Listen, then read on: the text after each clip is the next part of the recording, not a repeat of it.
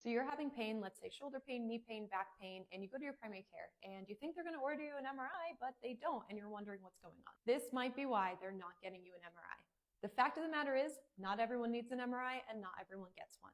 If we gave every patient that walked through the door with pain an MRI, it would be impossible to schedule one. To understand why you might not need an MRI when you're having pain, you need to understand the difference between structural and mechanical pain. Structural pain is when you have structural damage and that's what's causing your pain, like meniscus tears, ligament tears, slap tears, labral tears, severe stenosis in the low back. Mechanical pain is simply that the body is one big physics equation. That's how our joints function. If they're not functioning properly, something's tight, something's weak, it puts extra stress on one structure. That structure gets worn down, it gets frustrated, it gets pissed off, it gets inflamed, it sends pain signals. But if we fix the mechanics of how your body is moving, we can then decrease the stress, decrease the pain. And that's done through things like physical therapy. That's why most of the time your provider will just send you to physical therapy first.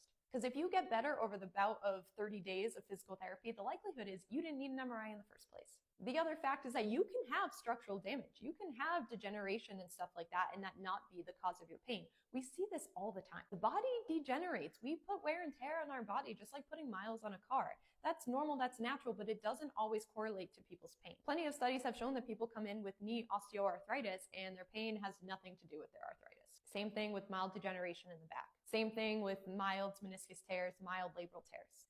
They can be there in existence and not be the cause of your pain. Your pain's actually still mechanical. It was just a coincidence that the MRI showed those findings.